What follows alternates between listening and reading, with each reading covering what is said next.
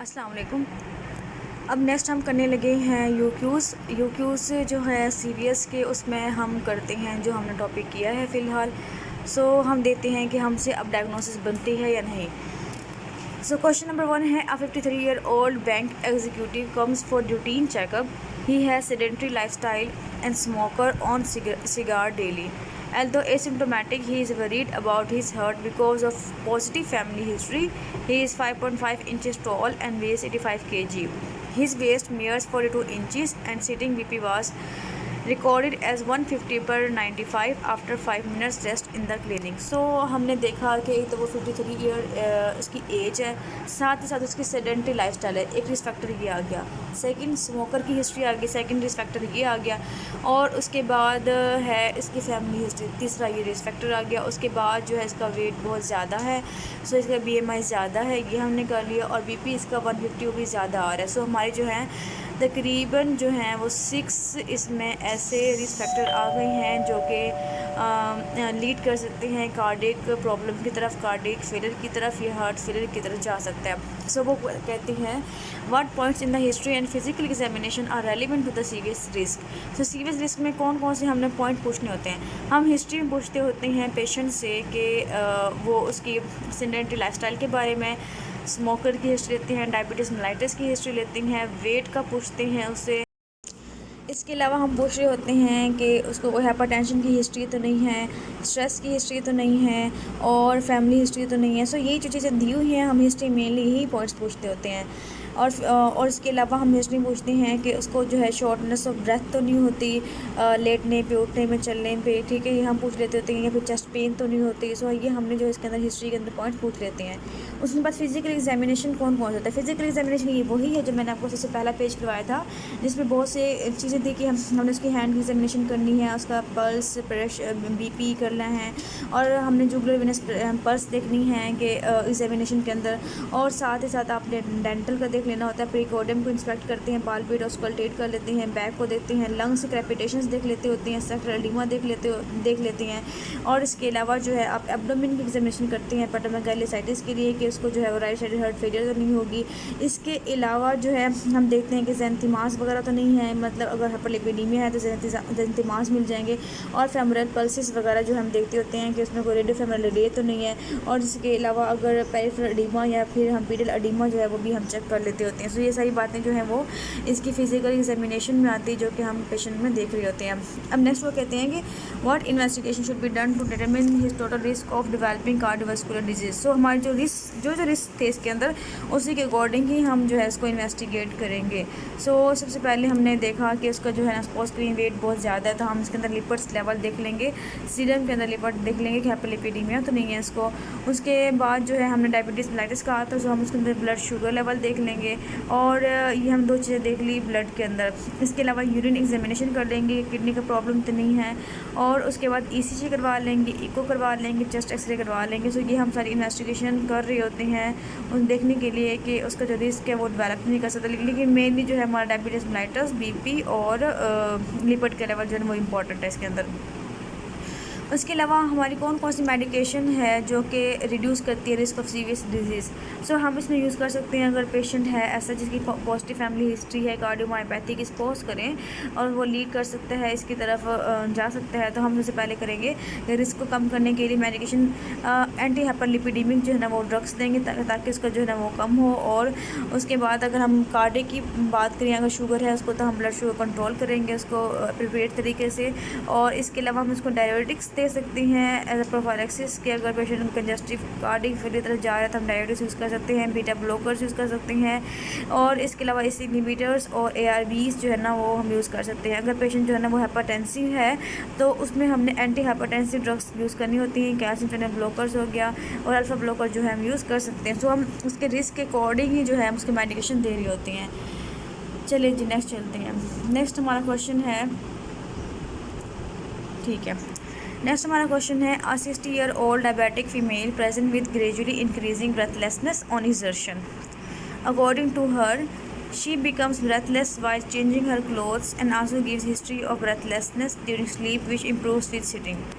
हमने देखा कि उसकी 60 ईयर एज है, साथ उसको ब्रेथलेसनेस भी है और किस पे, एक्सर्शन पे है। अब वो कहते हैं कि जब आप कपड़े चेंज करती है तब भी उसको ब्रेथलेसनेस हो जाती है, और ब्रेथलेसनेस जो है जब सोती है तब भी ब्रेथलेसनेस इंक्रीज़ करती है। हम कहते हैं, हमने पहले भी किया था, हम कहते हैं ऑर्थोपनिया। ऑर्थोपनिया क्या है कि ब्रेथलेसनेस होती है अगर पेशेंट जो है वो लेटे, ठीक है।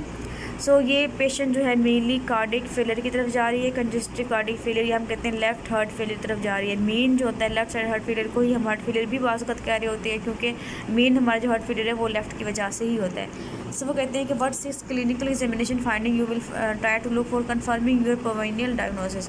हमने कौन कौन सी जो क्लिनिकल एग्जामिनेशन है वो हम फाइंडिंग्स जो हम देख रहे होते हैं। सबसे पहले हम देखते हैं कि पेशेंट आया तो उसको शॉर्टनेस ऑफ ब्रेथ है, अगर हाँ है उसको तो फिर तो हमारा है कि हम फिर नेक्स्ट देखते हैं कि इस पेशेंट में जो है वो एडीमा है, पीडल एडीमा देख लेते हैं, सेक्टर एडीमा देख लेते हैं।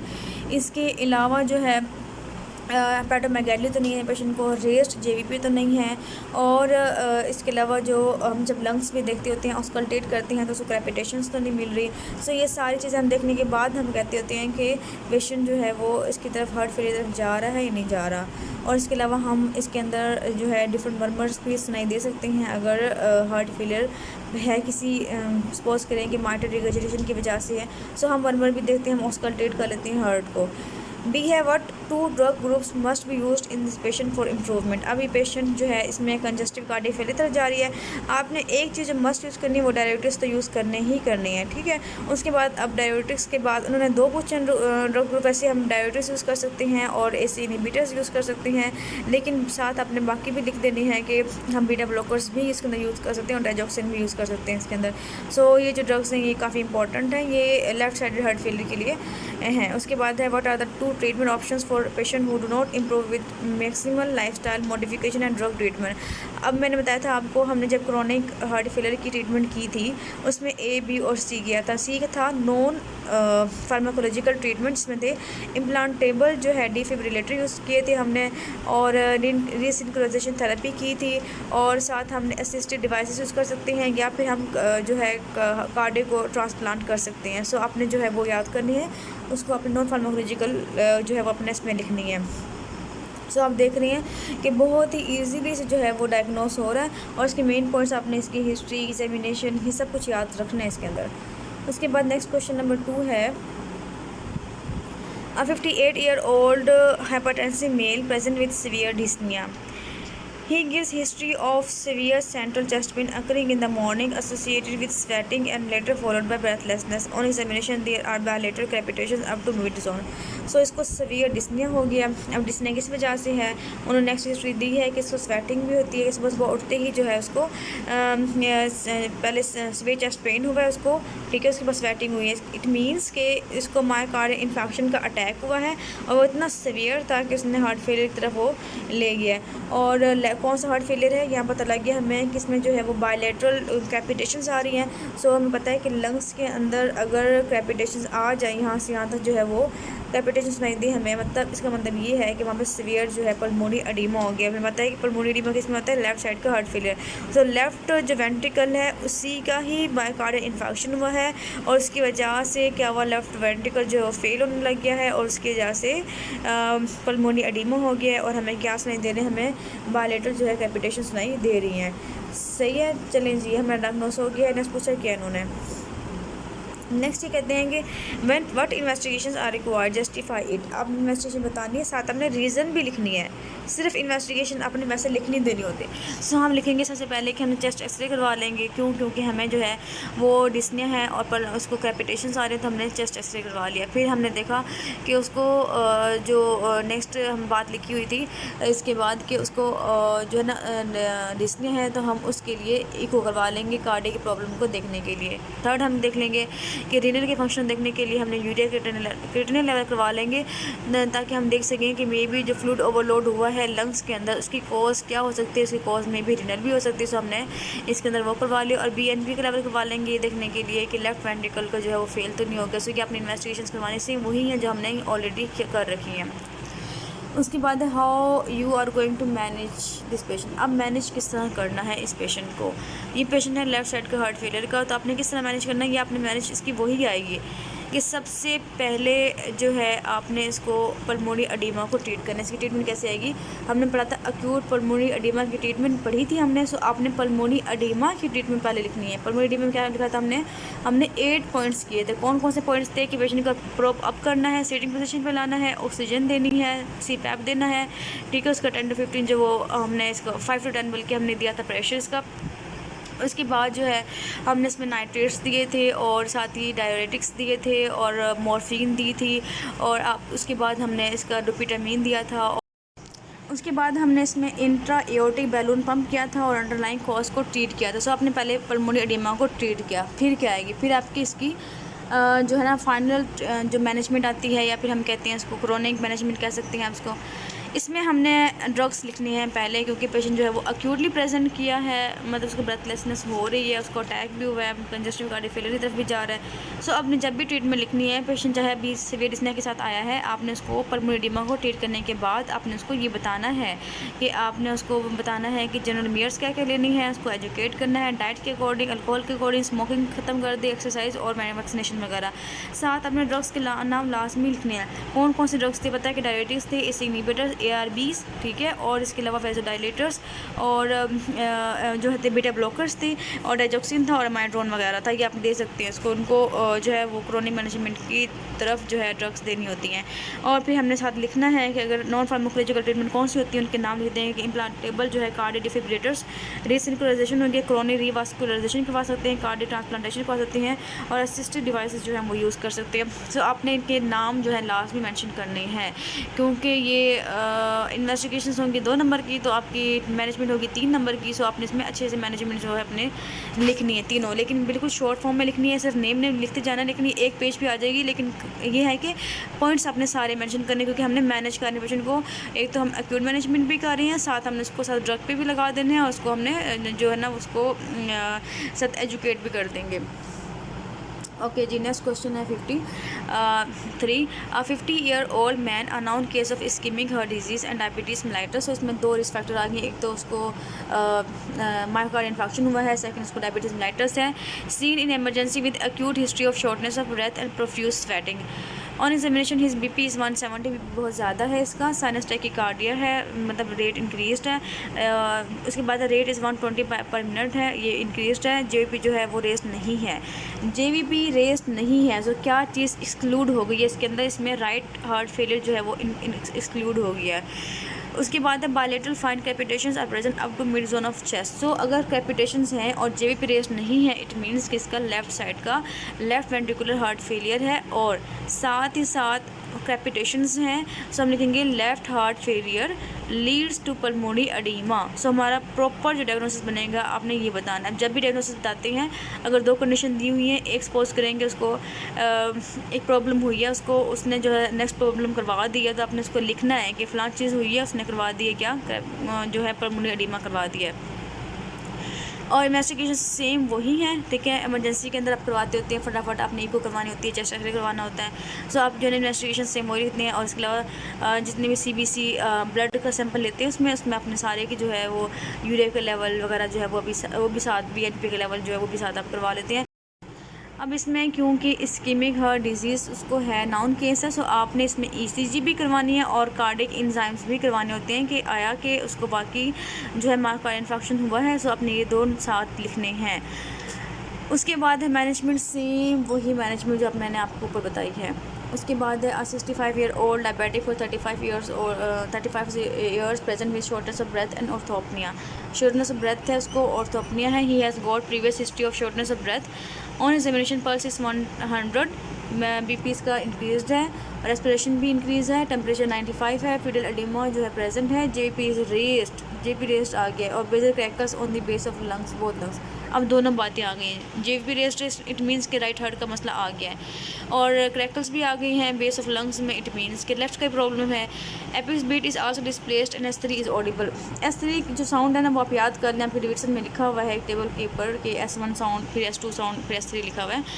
S1 S2 तो नॉर्मल होती हैं, S3 कब आती हैं? जब लेफ्ट वेंट्रिकल का फेल होता है या फिर वैसे ही हार्ट फेलियर होती है, तो S3 साउंड हमें आती होती है। तो आप इसको वैसे याद कर लें इतना।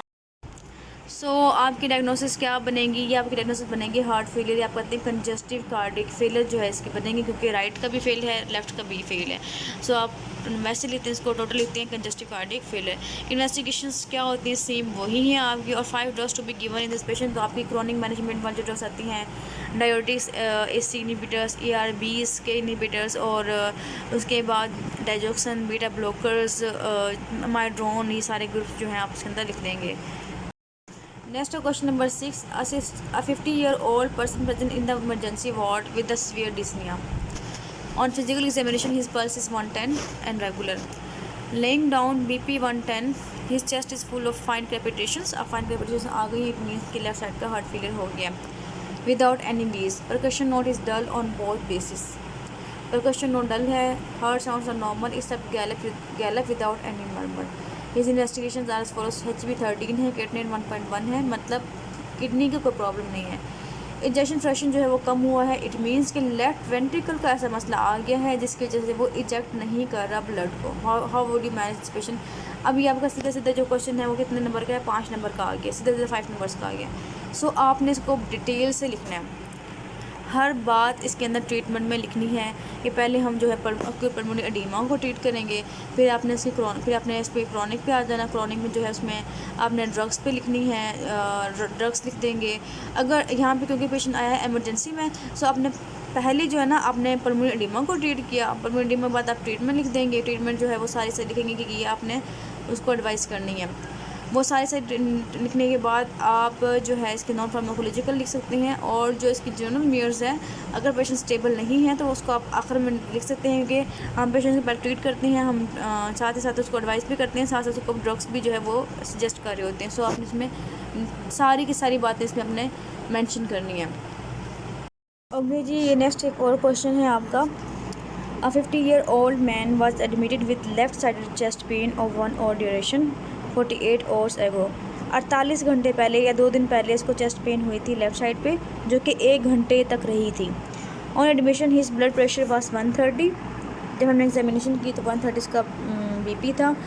And CVS examination was normal. ECG shows ST segment elevation. जब भी ST की एलिवेशन होती है, हम इंशाल्लाह आगे पढ़ेंगे मायोकार्ड इन्फेक्शन के अंदर, जब भी ST एलिवेट मिलती है हमें ECG के अंदर, इट मीन्स कि उसको मायोकार्ड इन्फेक्शन हुआ है। मायोकार्ड infection and Q wave in anterior chest lead. अब जब भी मायोकार्ड इन्फेक्शन है और साथ क्यू वेव उन्होंने कह दिया है, अगर ST एलिवेशन है तब तो उस टाइम उसको हुआ है मायोकार्ड इन्फेक्शन। अगर क्यू वेव आई है, इट मीन्स कि उसको पहले भी एक अटैक हो चुका है मायोकार्ड इन्फेक्शन का। क्यू वेव जो होती है वो पैथोलॉजिकल होती है।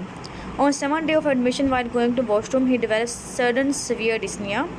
On examination his blood pressure was 110/80. JVP जो है was raised. अब JVP raised it means कि राइट साइड का भी प्रॉब्लम आ गया। On auscultation of the heart a new pan-systolic murmur was heard over the precordium.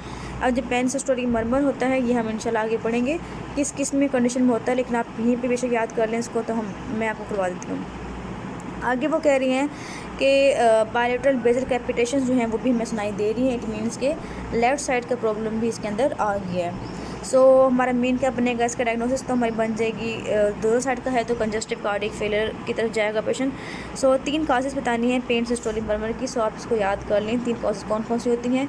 एक होती है इसके अंदर माइट्रल रिगर्जिटेशन, सेकंड होती है ट्राइकस्पिड रिगर्जिटेशन, और थर्ड होती है वेंट्रिकुलर सेप्टल डिफेक्ट। ये 3 जो होती हैं इसके अंदर VST के साथ, ये 3 जो होती हैं ये इसके अंदर जो है पेन सिस्टोलिक मर्मर आ रहा होता है। MR, TR और VST। Enumerate the steps of management of acute pulmonary oedema. ये वही ट्रीटमेंट है जो हमने 8 पॉइंट्स किए थे, आपने सेम की सेम वही छाप देने यहाँ पे। ओके जी, आपके जो UQs में है ये क्वेश्चन नहीं दिया हुआ, ये आपका रिसेंट जो एग्ज़ाम्स में उसमें आया था। तो इसमें उन्होंने कहा है कि a 35-year-old farmer has progressively increased dyspnea for 6 months. On examination pulse 88 है, BP 130 है, JVP is 5 centimetre raised at 45 degree. जब हम JVP मेयर करते हैं तो उसको हम सेंटीमीटर मेयर करते होते हैं। नॉर्मल जो होनी चाहिए वो 3 से कम होनी चाहिए, 3 तक होनी चाहिए। अगर 3 से ज़्यादा है इट मीन्स कि JVP जो है वो रेस्ड है। अब यहाँ पे JVP रेस्ट है, इट मीन्स कि राइट हार्ट का मसला आ गया। Apex beat is in 6 intercostal space, left intercostal space in anterior axial line. से पता है कि ये हमारी जो होती है एपिक्स बीट होती है नॉर्मल कहाँ पे होती है, मीडियल होता है, मिड क्लेविकुलर लाइन होती है, और किस पे होती है, 5th इंटरकोस्टल स्पेस पे होती है। सो एक तो ये डिस्प्लेस है और साथ ही साथ नीचे को भी डिस्प्लेस है और लेटरल साइड पे भी गई हुई है। तो मीन्स के वेंट्रिकल जो है, लेफ्ट वेंट्रिकल जो है वो इनलार्ज है। Systolic thrill is palpable at apex, apex पे जो है वो सिस्टोलिक थ्रिल आ रही है। इट मीन्स के इसमें जो है वो ज़्यादा ब्लड जो पंप कर रहा है, या मतलब बहुत फोर्सफुली जो है पंप कर रहा है left ventricle. First heart sound is muffled and the grade for basic systolic murmur is auscultated at apex। अब जो ग्रेड हैं आपके मर्मर्स के वो आपके दिए हुए हैं बेड साइड के अंदर, उसमें दिया हुआ है कि अगर ग्रेड सबसे पहले बहुत ही हल्का सा मर्मर सुनाई देती है, फिर सेकंड पे जो है थोड़ा सा सही होता है, थर्ड पे आपको बिल्कुल सही डिफ्रेंशिएट हो रहा होता है, फोर्थ पे इतना ज़्यादा होता है कि आप इजीली जो है उसको डिफ्रेंशिएट कर सकते हैं, और साथ ही साथ हमें वो दिखाई भी दे रहा होता है, मतलब हम उसको पालपेट भी कर सकते हैं। तो ये आपकी ग्रेडिंग दी हुई है बेड साइड में, करनी नहीं है वैसे, लेकिन अगर करना चाहते हैं तो आप कर सकते हैं उसके अंदर। सो पेनसिस्टोलिक मर्मर जो है ग्रेड 4 का आ रहा है, काफ़ी ज़्यादा आ रहा है इसके अंदर। और हमें पता है कि पेनसिस्टोलिक मर्मर 3 कंडीशन में ही आता है, या तो वो आता है माइटल रिगर्जिटेशन में, या फिर ट्राइकस्पिड रिगर्जिटेशन में, या फिर VST के अंदर आता है। उसके बाद है कि इज ऑस्कल्टेटेड एट एपिक्स, और ये एपिक्स पे आता है, मतलब माइटल एरिया पे आता है, विद रेडिएशन टुवर्ड्स एक्सिला। अब ये जो फीचर है ना कि पेनसिस्टोलिक मर्मर आ रहा है और ये रेडिएट करता है एक्सिला की तरफ, ये मेन फीचर किसका है, ये मेन फीचर है माइट्रल रिगर्जिटेशन का। अगर माइट्रल का जो वेल्व वो रिगर्जिटेट कर रहा है तो हमें एपिक्स पे जो है मर्मर सुनाई देता है, और साथ ही साथ वो कहाँ पे रेडिएट करता है, वो एक्सिला की तरफ मूव करता है। ये आपका इंपॉर्टेंट पॉइंट है।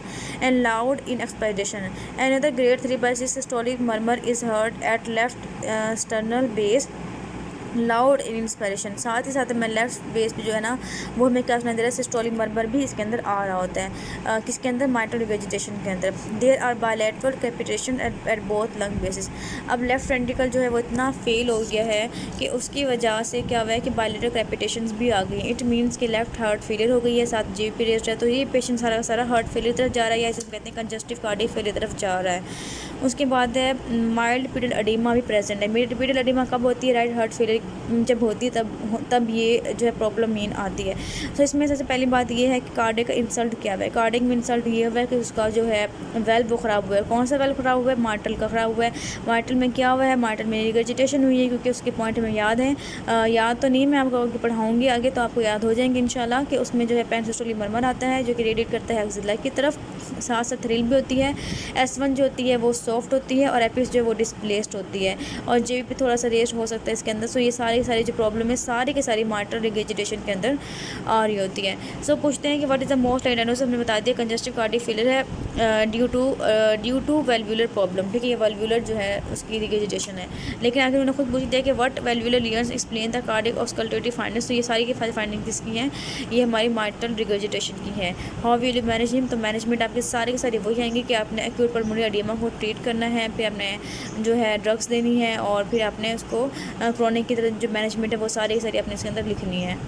अब इसमें आपको जो है अलग से इन्वेस्टिगेशन नहीं करवाई हुई, जब आपकी मैनेजमेंट पूछ ली इन्होंने और इन्वेस्टिगेशन नहीं पूछे तो आप इसमें इन्वेस्टिगेशन भी ऐड करते हैं कि जैसे पेशेंट आया सपोज करें हमारे पास, इस प्रॉब्लम के साथ आपने चेस्ट ऐसे करवाना है, इको करवा लेनी है, और जो है वो CBC ब्लड लेके आपने सारे RFTs जो है वो करवा लेने हैं। और फिर हम नीचे करेंगे कि हमने पल्मोनरी एडिमा को साथ ही अपने लिखना है कि साथ में पल्मोनरी एडिमा को भी ट्रीट करना है, और साथ में लिखना है अपने क्रोनिक मैनेजमेंट में वो सारे के सारे पॉइंट्स आपने लिख देनी है। सो आपने इस तरह जो है इसको लेके चलना है। लेकिन ये है आपका 2 नंबर का, तो आप कोशिश करें इसको कि आप सबसे पहले जो है वो इसकी 2-3 इन्वेस्टिगेशन जो मेन है वो लिखें, और साथ साथ आप पल्मोनरी एडिमा को ट्रीट करें। और जो क्रोनिक है उसमें सिर्फ अपने पॉइंट्स लिखने हैं कि हमने इसको जनरल जो है मेयर्स भी देनी है, फिर आपने थोड़े से पॉइंट लिखने हैं कि हमने ये जो उसको है मेडिसिन है वो लगानी है साथ। और अगर मेडिकल से ट्रीट नहीं होता तो फिर हमने नॉन फार्माकोलॉजिकल ट्रीटमेंट लिखनी है। बेशक आप इसमें सिर्फ एक एक लाइन की फॉर्म में आप लिखेंगे, बहुत लेंथी नहीं लिखना, आपने मार्क्स के अकॉर्डिंग ही लिखना होता है। सो ये सारे आपके क्वेश्चंस थे हार्ट फेलियर के। उम्मीद है कि आपको जो है अच्छे से जब डायग्नोस हो जाएगा कि लेफ़्ट का कब होता है, राइट का कब होता है, कंजस्टिव कार्डियक फेलियर कब कहते हैं, हार्ट फेलियर हम कब कहते हैं। सो आपने बिल्कुल भी कंफ्यूज नहीं होना, बच्चे बहुत कंफ्यूज करते हैं इसको लिखनी, बहुत ईजी है, आप बहुत ईजीली जो है इसको लिख सकते हैं और ट्रीटमेंट भी बहुत आसान है। और इवन इसकी ट्रीटमेंट बहुत सुपरफिशियल लिखनी होती है, सिर्फ ड्रग्स के नेम लिखने होते हैं। सो आपने बहुत डिटेल से इसको नहीं करना क्योंकि सीवीएस काफ़ी बड़ा है। सो आप कोशिश करें कि आप जितना जो टॉपिक मैंने बताया आपको उसको शॉर्ट करते जाएँ साथ साथ।